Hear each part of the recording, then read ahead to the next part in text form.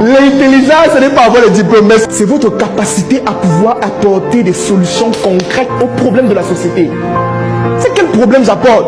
J'ai localisé tel problème. Quelle est la solution que j'apporte? C'est ça l'intelligence. On résout des problèmes. Oui, on résout des problèmes. Sans attendre l'aide des banques, ni celle des gouvernements qui ne vous aideront pas.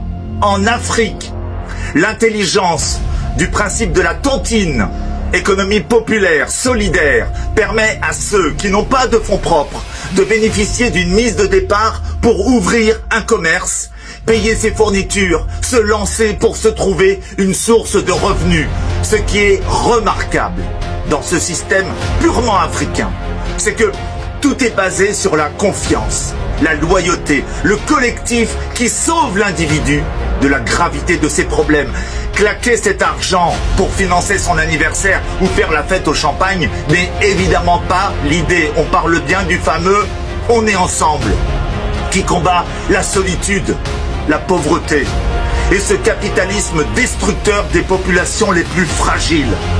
Manquer d'argent n'est pas une honte, mais ne rien tenter pour y échapper est condamnable. Jeunesse africaine, ne restez pas isolés, sans argent ni projet.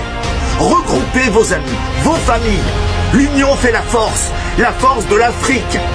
Produisez et consommez localement.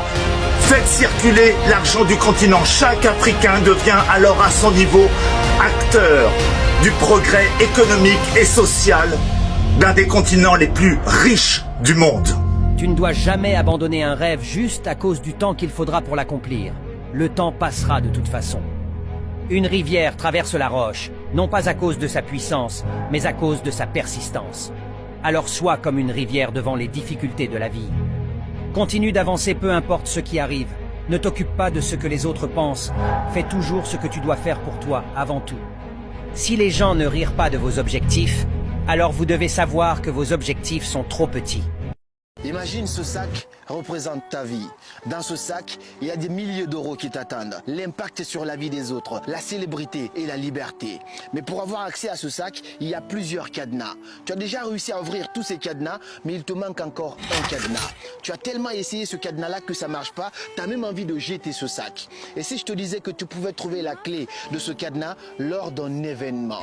Écoute bien, si tu es coach, créateur de contenu, entrepreneur ou futur créateur de contenu, tu en as marre de traîner et tu veux apprendre comment on gagne en visibilité sur les réseaux et gagner de l'argent grâce à Internet sur les réseaux sociaux et avoir un réel impact sur la vie des autres. On organise le 20 janvier à Paris-Bercy une conférence dans laquelle tu pourras apprendre des clés qui vont te permettre de débloquer tout ça. Des centaines de personnes ont déjà pris leur place pour cette conférence Déclic. Tu peux toi aussi nous rejoindre en cliquant sur le lien qui se trouve juste ici. 20 janvier à Paris-Bercy, la conférence Déclic.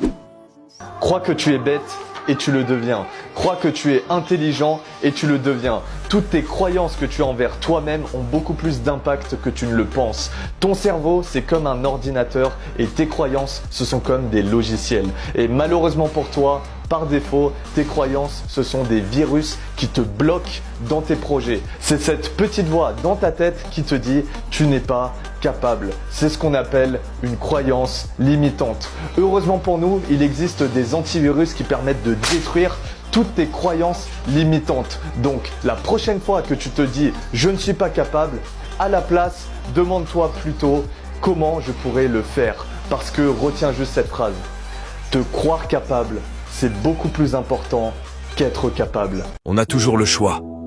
C'est une évidence. On n'a pas tous les choix, mais on a toujours le choix. Devant toute épreuve, on a l'option d'en mourir ou d'y survivre. Et devant l'échec, le choix de s'aimer ou de se détruire. Devant les imprévus, on possède la liberté de rire ou de pleurer. Et dans l'adversité, le choix de pardonner ou de culpabiliser. Au milieu de la confusion, on a toujours la faculté de voir et de croire, l'alternative de se fermer et d'oublier. Au cœur de la détresse, on détient un éventail de paroles et de silences, le loisir de parler ou de se taire. Devant une décision, on a le pouvoir d'agir ou de rester immobile, le choix de rester ou de partir. Et par-dessus tout, le choix de rester ou de partir.